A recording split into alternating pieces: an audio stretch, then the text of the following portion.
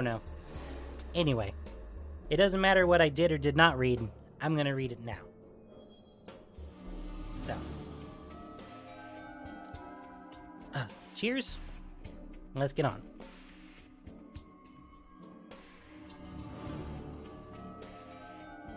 Don't hunt in Kessig, they said. The dogs will find you. Maybe that had been true right after the travails, when you couldn't swing a cat without a wolf ear devouring you. But it isn't true anymore. Those dogs are dying off, and the woods are keen for the taking. They say you can always tell a Falkenrath by their awful stubbornness about hunting, their ravenous nature, their unending quest to close their talons around the food that least wants to be eaten. To be a Falkenrath is to make your home in the heights, such that everyone else sees you hunt. Klaus is no different. His feet slap against the brush. Blood drips from his slick chin onto the reddening leaves of the Ilfenwald. Bolts whistle past his ears. Despite all this, he grins. They saw him all right. Perhaps the traveling monk disguise was a bit of an affront. The pack of hunters at his back are worked into a holy froth. He didn't even know they carried so many bolts on them at once. The thunk, thunk, thunk of them is like the rap of a giant's knuckles on the trees around him. A fallen trunk bars his path. He leaps it and chances a look at his pursuers. 5 of them, 2 big and broad, armed with crossbows more akin to ballistae than anything portable. Cute. But soon enough, it won't matter what they carry. The thought pulls a laugh deep from the depths of his chest. Every drop of his alchemically refined blood calls out for dusk. And dusk is finally answered. A chorus rises within him, a cult begging the arrival of their unseen god. And he knows deliverance is near. Because the truth is that he's never really been in danger. Dogs could trouble him. Holy men can trouble him. Other vampires can trouble him. But these humans are no issue at all. Falcons don't fear mice, even if the mice have sharp claws. I wasn't aware so many of you had a death wish, he calls over his shoulder. The elder's blood has him feeling bolder than ever. Will the villagers ever sleep again, knowing how easily he wormed his way into their hearts? Likely not. Likely not. But that won't stop him from coming back in a few weeks to see. It's important to follow up on your investments. And sowing fear is always an investment.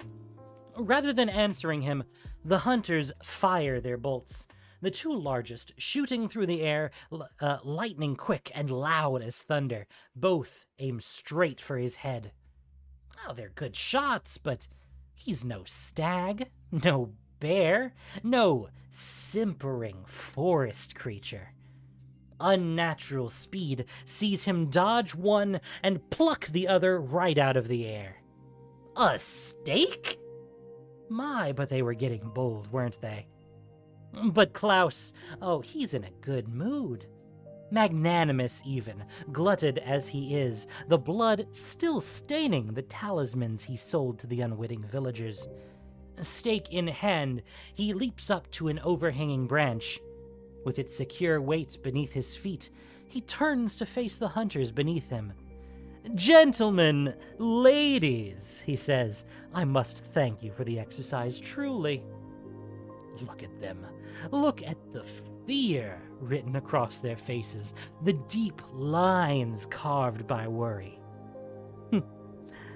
Pitiful. However, if you fine little morsels will look into the sky, you'll realize what time it is, he says. Already he can feel it, his body straining beneath the glamour, his teeth growing longer and sharper. In times like these, a human form is only a hindrance. The other vampiric lines don't seem to realize that, but the Falkenrath do. Strength is the only thing that matters. That strength comes from the blood, and the blood forever separates them from the dregs of human life. Isn't it best to take advantage of it? Isn't it best to see where your blood can take you? His is just starting to boil. "Setting sun, hunting's done," he says, but his mouth has already changed, already become something inhuman. His body elongating to a form more monstrous and fearsome than any these peasants have ever seen. It comes out in a growl, deep and hungry. Their fear is delicious to him, their dilated pupils, their breath ragged as they behold him. The moon parts the veil of the clouds for an instant. Its silver light renders his terrifying visage even more apparent, even more horrendous. The air is thick with anticipation. Klaus bares his teeth. This is only natural. And perhaps it is also natural what happens next. The hunters, sharing knowing looks, their mouths growing into grins just as grisly as Klaus's. One by one, they drop their weapons. The largest of them, a man resembling a slab of wood more than a human, laughs in a tone just as deep, just as hungry. He hardly has time to prepare for it. The moonlight's caress on the awaiting hunters, their bodies exploding from their fleshy constraints into their real forms. Towering beasts, their tongues lapping at their muzzles, their fur doing nothing to conceal the dense slabs of muscle that make up their wild bodies. The two largest are more like a stitcher's dream than any dogs he's seen before. Their chests like the kegs of beer he once brewed with his father. Their arms thick as the trunk of the tree upon which he perches. His throat closes. "That rhyme," snarls the leader, "only applies to humans."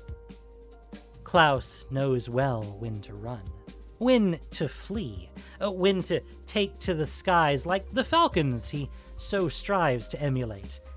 He leaps from the branch if he changes his form quickly enough, but he can't.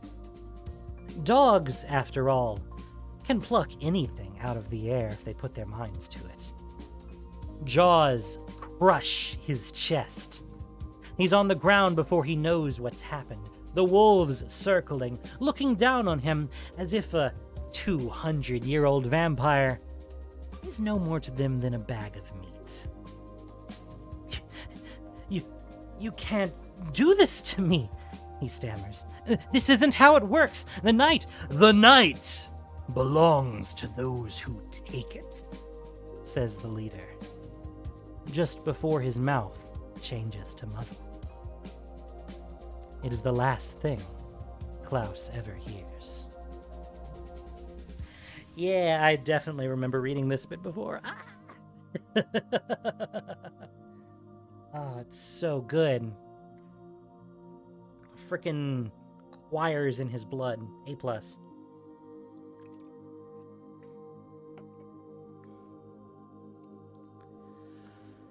She watches her breath puff up into a cloud in front of her. If she tries, she can see all sorts of shapes as it dissipates. The wings of a watchful angel, wolves baying, bats circling. Someone, somewhere, might even try to figure out who she is based on these images. She's heard of that sort of thing. priests who ask you what you see in the sky and use it to determine what it is you're afraid of. Arlinn Kord knows who she is, but she wouldn't mind having someone to talk to about it, especially these days. Innistrad's home to her, and always has been, but it's never looked like this. There's frost everywhere she looks. Ice clings to the great trees she scrabbled up as a child. A light layer of white dusts the cloaks and coats of the mourning villagers. The familiar crunch of leaves beneath their feet have changed to something else. Sundials tell her it is nearly 6 in the evening, but the clock in the center of the village says it's 4:30. Sundown comes sooner and sooner, and with it, the moon. Always the moon. She can feel it even now as she sits in the elder's home. Even now as she tells his wife that she'll do her best to investigate these murders. "It's every night, isn't it?" the woman says to her. Her voice is hardly more than a creak. "At night, I hear them calling to each other. My Phineas always says that if we mind our symbols, we'll be safe from them, but last night..." In the other room, her Phineas's blood paints the walls red. Arlen swallows. Her eyes fall on the Abyssinian symbol right above the fireplace. Half solid stone, half wire and straw. The travails took much from Innistrad. But faith is a hard thing to break. Even when the object of that faith falls as hard and as far as Avacyn fell. "It just doesn't make sense," though, says the woman, Agatha. "She was supposed to protect us. Everything seemed...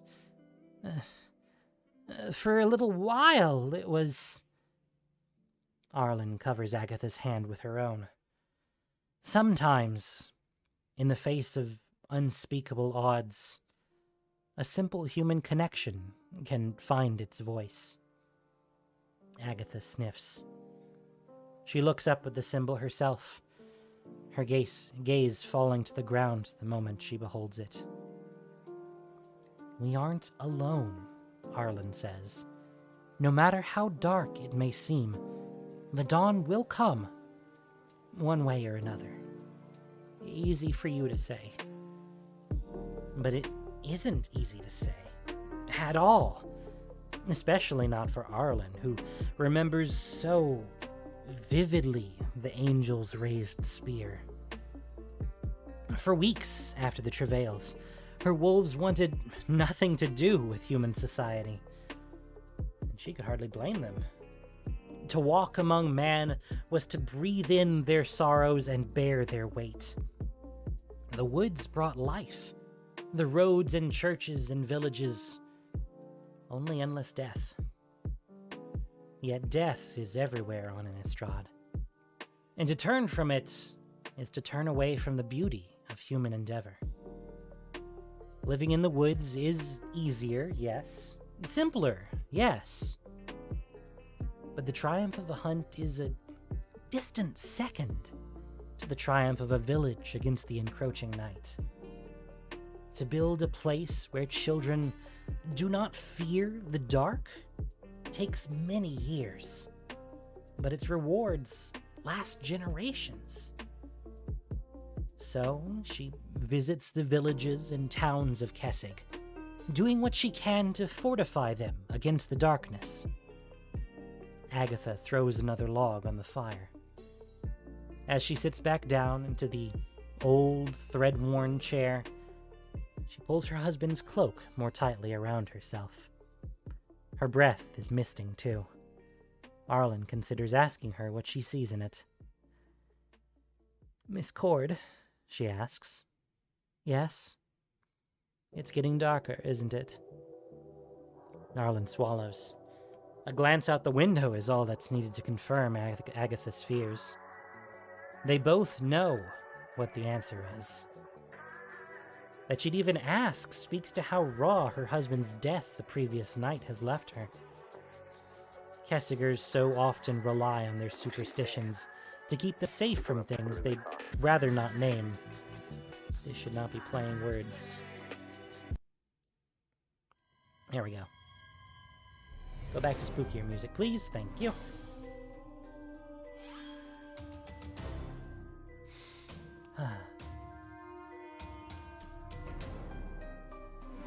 Best not to lie.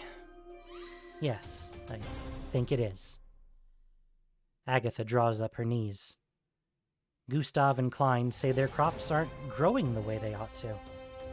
The chill's been bad for them, but they aren't getting any light either. Harvest isn't far, Arlen says. You'll have to increase stores, but there should be enough to feed everyone this season. The hunters can make up the rest. This season, Agatha repeats. What about the next? And what happens when all of our hunters are... She gestures to the other room, to the blood Arlen can taste at the back of her throat. The scent of it calls to a primal part of her, a part that wants to say that the hunters will find more meat than ever when there were some... Bleh.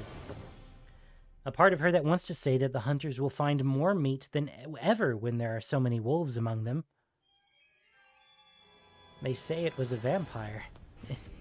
Can you believe that? A vampire out here? Agatha says. The Watch, they tracked him down, asked me if I wanted his heart. They said it was an easy thing to kill him.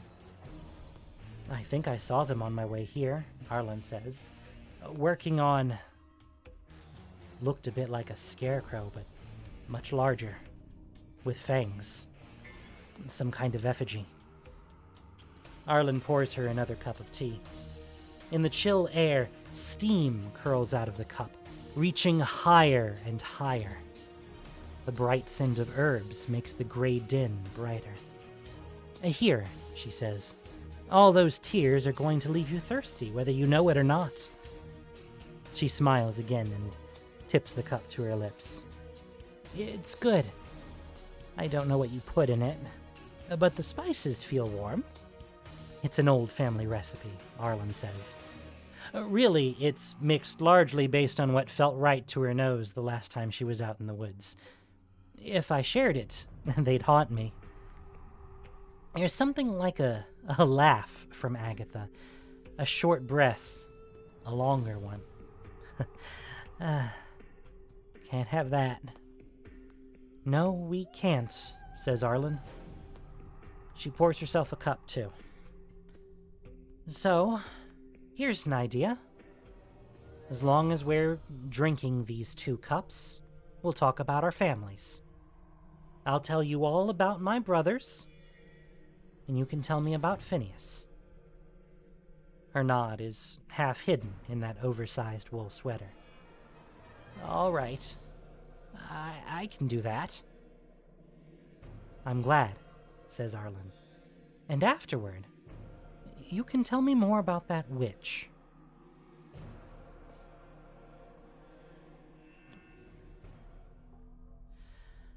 Arlen knows these woods, and they know her. Everywhere her eye lands, a memory waits to greet her. Here, the scratches in an oak from an old hunt. For 2 days, she and her wolves tracked a white stag through the forest. You'd think it'd be easier to find than it was, but there was something about that stag, something that bewitched her whenever she caught its scent. By the time she and the wolves cornered it at the foot of a cliff, they let it go. Sometimes, just laying your eyes on something is gift enough. That isn't what the wolves tell her, though. She remembers seeing it before her, its eyes the pink of blood and water, its fur bright as the snow she so often dreamed about. She remembers the hunger growing in the pit of her stomach. When you're on all fours, it's so easy to taste something, so easy to bite and tear and claw. The timber wolves at her side made their intentions known in low growls and gnashing teeth. They were hungry too. But there was something of the moon about that stag. Something that told her that it was not for their stomachs. Innocent beauty was a rare thing on Innistrad. As rare as innocence. And she'd not be the one to strike it down. Arlen shifted back to her human form. The wolves sat, grumpy though they were, and said no more as she whispered a blessing. Away ran the stag. Back to the hunt, the wolves. In the end, finding another meal hadn't been so difficult. They'd gone to bed, the 5 of them, curled up around each other with their stomachs filled with less holy meat. And when in the morning they awoke, there was a skull before them, resting atop a sword driven into the ground. White fur clung to the bone. She knew the sword, and she knew the scent that clung to the deer's flesh. She knew the message. Tovalar never liked her softer tendencies. Wherever he is, and whatever he's doing, are no longer her problem. They chose their paths long ago. He found his pack, and she found hers. The wolves are eager to meet her, and eager to play. Find witches, she told them, and they're happy to help in whatever way they can. Every few minutes, as she runs through the woods, she'll hear one call and run over, only to find an oddly shaped bough waiting for her, and the wolf looking at her expectantly. She thanks them, of course, even as these strange boughs have their own clues waiting. The further into the woods they go, the more the scent of the place changes. An astringent odor burns the inside of her nostrils. A warm cinnamon perfume soon follows. When she shifts back to her human shape, she can see the bough more clearly. Oh, there is a clue here. A series of crescents and rounds line it, shaped by a careful hand. On the end, hanging from a branch, is a polished piece of opal. She squints. Are those shapes carved into it decorative, or are they... Agatha said Phineas followed secret signs to find the Enclave. Our patron, thank you for the subscription. I appreciate it. I don't know why there's no pop-up for it, but I will fix that after the stream. Arlen gives her companion a ruffle between the ears. Good work, she says. Let's fan out. That way. He hops up and sinks back down, and then he's off like a bolt. It takes her only a moment to shift and follow after him. He is the fastest of her pack. Wolves don't have names in the human sense, but it feels wrong to spend so much time with someone without lending them one. The white line along this one's flank, along with his impressive speed, led her to name him Streak. His mate, Redtooth, follows behind them at a reasonable pace, always alert for any potential dangers. Patience, so named when she waited outside the cathedral doors for her every day, raced Redtooth for third. Sometimes she'd even pull ahead. Boulder, the largest and friendliest of them, brings up the rear, his tongue flapping every which way. Now that he knows what to look for, now that she knows what to look for, following the symbols is easy enough. She can give herself over to the hunt, the leaves underfoot, the chill forest air, her senses alight with life. Running on 4 feet feels so much more natural than jogging on 2. Sometimes she thinks that she might not even be running in her human form at all. Boulder's excited howl is only the first. They all feel it, the thrill of this untamed wild, the dangers of Innistrad made distant by the joy of the moment. Arlen joins them. For this moment, at least, she wants to feel free. But no sooner has the howl left her than she sees it. A stag, pure white, beneath a branch festooned with carved silver, his pale pink eyes locked with her. Arlen skids to a halt. Hackles rise along her back. She growls to the others to stop. Something's wrong. There can't be two of them. And to encounter it here of all places? Someone must be trying to trick them. Ash, thank you for the subscription. I appreciate it. Y'all cool. Y'all very, very cool. A++. She isn't going to be fooled. Oh, too far, too far. A deep breath of the air lends her some insight, as does the stag simply pacing its way around the gathered group. First, it doesn't smell anything at all like a stag. Sweat, yes. Dye, yes. Even the scent of magic, but nothing like a stag. Second, it isn't acting like one either. Everything in the forest runs from a pack of wolves. The only exception are other werewolves. But this isn't like that either.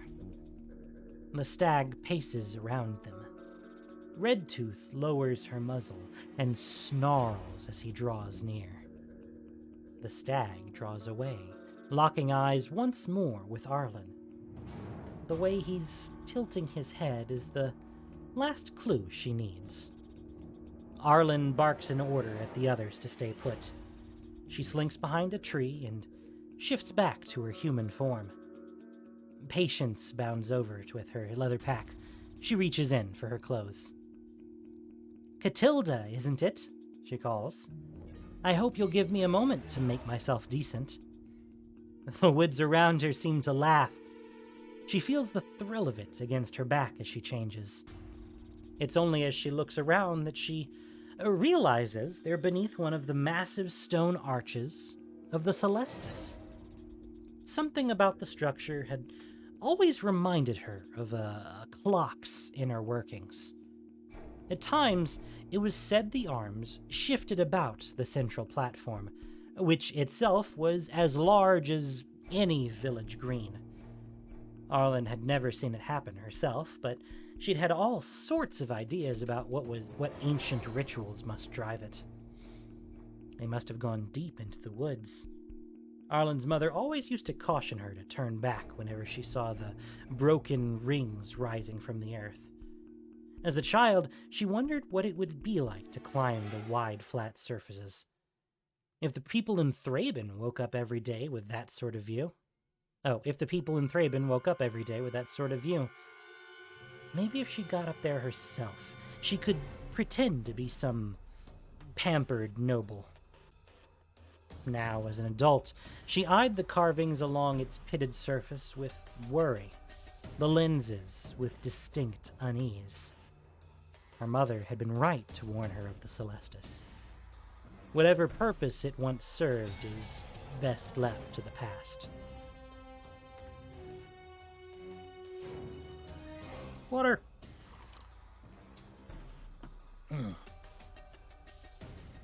"If you'll forgive my little trick, I'll forgive you getting dressed," comes the answer.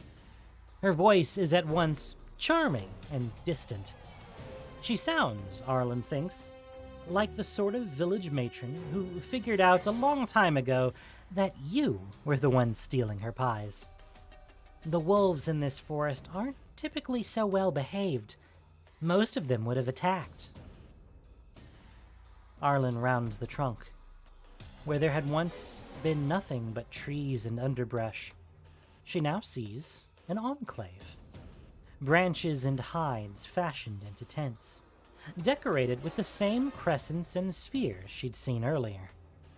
Floating candles lit the place in eerie light, as do the strange scarecrows throughout. Arlen frowns. Candle guides. That's what her mother used to call them. There's an old story about one saving a boy lost in the woods and walking with him all the way to the Harvesttide Festival. Another story told of hunters stalking through the Ulfenwald in search of pelts. One year, none returned. The next, these guides sprang up, born of their family's anxieties. She never expected to see one in person, let alone so many. The grins carved into their dripping waxed faces. Only on Innistrad could those things be comforting. But there are people, too, in the Enclave. Perhaps 24 of them. Some women, some men, some seeming to eschew such labels. Clad in elaborate headdresses, they mutter spells before the candle guides. A dark-skinned man carves a grinning pumpkin, the swinging moonstones on his headdress winking in the light. 2 women surround a cauldron, bubbling and broiling. Perhaps it is the chill in the air, but Arlen can see the smoke rising from a few yards away. And so too can she smell the delicious brew. And there is one woman sitting before them on a mossy stump with a staff across her lap. Her white hair is looped through the many branches of her headdress. The pale crescent and spheres painted on her dusky skin only serve to make her features blend in. It's hard to tell exactly whether the wolves or Arlen herself catch more of her attention, but she finds this all very amusing. "We aren't most wolves," Arlen says. Looking out at the Enclave, she narrows her eyes. "And I take it, you aren't most witches." They can't be. Arlen smells no evil in the air. However frightening the shadows their headdresses lend them, however strange the paint renders their features, there's no mistaking they're human. That in itself is some comfort, even if she has no idea what they're up to. The magic here doesn't smell like typical magic, like something that's been left to ferment. It has the scent of age to it. "That depends on who you ask," says Catilda. "Before the Archangel's arrival, we were most witches. With her arrival, we took to the shadows. And now that she has departed, we are once again in the light." Arlen tilts her head. "You don't seem that old." "It need not have been in this form, with this name," Catilda says. She points with her staff at the tree Arlen's standing near. "An acorn is not in itself an oak.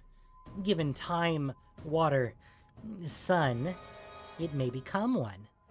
So it is with us." "Then you're regrowing something," Arlen says. "Who are you?" Love that art, by the way. It's very good.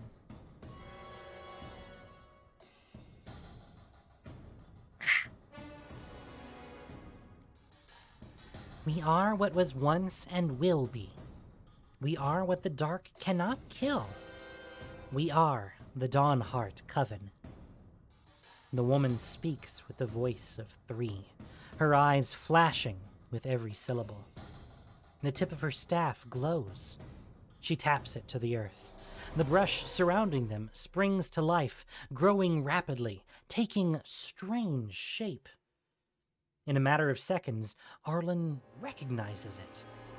The proud head of the white stag. "But who are you, wolf?" "My name is Arlinn Kord," she answers. She doesn't look the branch stag in the eye, not even when the eyes flower. She knows well enough the scent of nightshade. There won't be any Dawnheart Coven if there isn't any dawn. And at this rate, there won't be one for long. I'm here for answers. "You didn't give me one." Another tap from the staff. Vines flow to fill the gaps in the stag's head. It walks 2 steps, and then bows to Catilda, a supplicant before a strange sovereign. But we'll leave that aside for now. My answers for you are as clear as the forest around you, and the beating of your own human heart. Streaks beating the tail against the earth. Arlen's not feeling much more patient herself. This witch, Catilda, what is it with people like her and dragging things out? Could you make them a little clearer, she says. My eyesight isn't what it used to be. The witch touches the staff to the stag's head. From it, a crown of branches and flowers. There is a ritual for just this. Arlen doesn't watch the stag bound away. She keeps her eyes on Catilda.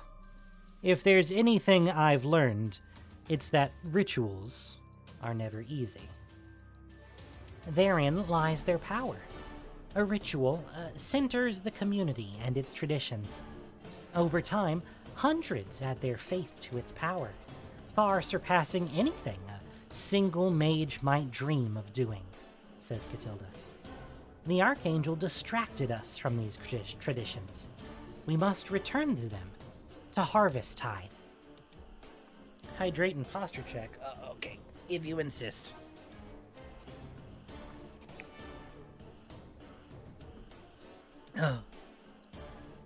Avacyn didn't distract anyone from anything. But now isn't the time for that fight, no matter how much it burns in Arlen's chest. Harvest tide? Like in the old stories? Well, the very same, answers Catilda. Spiced tea and pies?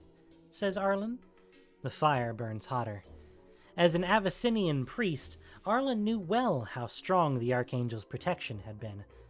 How are those supposed to save us? Harvesttide is more than that, she says. The sun and moon both have their turn in the sky. Harvesttide is humanity's turn, our celebration of living another year in defiance. Too long we've lived in fear. Too long we've relied on external forces to save us. We must save each other by gathering together. Wait, says Arlen, holding up her hand. You're planning on gathering how many people? As many as will come, says Catilda, with all the patience of a village priest. Together, we can draw on our collective strength beneath the Celestis, and through it, restore the balance. Arlen shakes her head, her exasperation breaking through. Might as well send a letter to every Night Stalker in Innistrad. Putting that many humans in one place is begging for an attack. We've seen enough death already. We don't need to stake more lives on some old story you read in a book somewhere. I didn't read it in a book, Catilda answers. Now she's gone sharp, too, standing from her stump. To Arlen's surprise, she's a towering woman, sturdy as the oak she's praised. A faint scent of loam hits Arlen's nose. But it doesn't make sense. Catilda's no ghoul. There will be wards, Arlinn Kord. Guardians who can now exchange what they've learned to drive off the dark. You want to bring back the dawn? Very well. But you cannot do it without bringing back the hope we've lost. Redtooth growls. So does Streak. Their discomfort echoes in Arlen's chest. There's no way this is going to go well. Yet as she stares the old witch down, there's no sign of a break. You haven't even told me how this ritual works, Arlen says, assuming we don't all get killed first. We, answers the witch, but she does not linger over the barb. Instead, she points with her staff to the arch of the Celestis. The answer, as I told you, is right here. We use the Celestis. At its center is a lock of bright gold. We need the moon silver key to activate it. Haven't you ever wondered what it's for?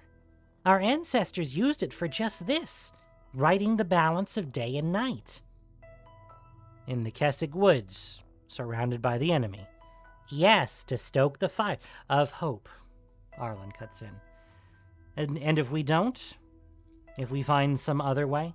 There is no other way, Catilda says, just as firm.